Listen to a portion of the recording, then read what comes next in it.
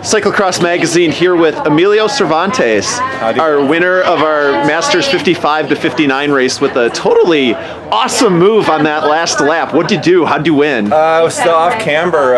It was rideable since yesterday, and there were two spots where everybody was going high and you could go low, carry a little bit more speed, but it was a little dicier. So I didn't do it in the race, I didn't want to show it. And at the very end, at the bottom of the off camber towards the end, there was a low line that you could rip. And like I said, it was bumpier, and I could bunny hop the curves and get some speed. So I saved it for the end, and I was right on the guy's wheel. We were basically battling the whole last lap, and gapped him there, popped out onto the pavement with, 2 or 3 miles an hour, and that's all it takes. Gassed it from there, and it was whatever 400 or 500 meters the last into the part of the race, sprinting right to the end, and he was probably 5 meters back at the end also.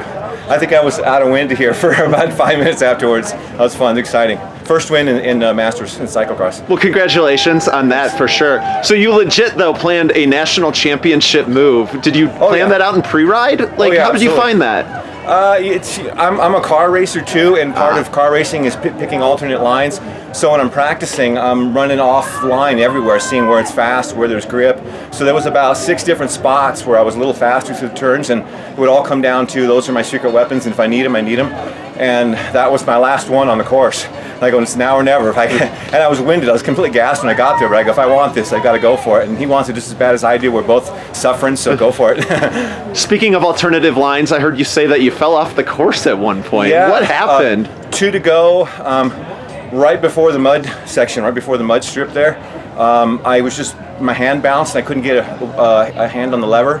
I ran a little wide in the turn, and I could see I was running wide, and I full 4-letter word before I even hit it, and hit the little bollard, ran to the tape. I was going fast enough that I went down the course about 10 meters, and I couldn't cut back on to be cutting the course, even though I would have been slower. But so I turned back and ran back to where I exited the course, and Gunnar had been gapped off, and he came by right as I got back on the course and sprinted to stay in front of him, and it took about a half a lap to get back to the leader, who was about 5-6 seconds up, and then we basically battled the whole rest of the lap, just trying to kill each other, and both of us are just heaving. You could say it was fun. It was an exciting race. So the two of you worked back on though, because it was when we saw you over here, the group was together again. Yeah, I think going into the final run-up, Gunnar had managed to get right to us, and he was he wasn't good on the hill. He was good everywhere else. He was on the flats, he was killing us, but on the hill we would always put a couple meters on him there. So I knew as long as I stayed on. What's the guy, the first place guy who was there? Todd Hassan? Yeah, I was right on his wheel going up the off camber.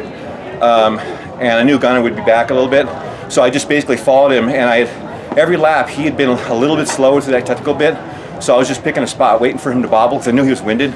Like, he's going to bobble somewhere or pick a bad line. I'm just waiting, saw the gap, boom. And it's one of those things, you can't do it. You're hurt, your body says no, but you just like, if I want this, I got to go. You got to try it. It's all or nothing, right? That is very true. That is very true for the national championship. Yep. And then one other question.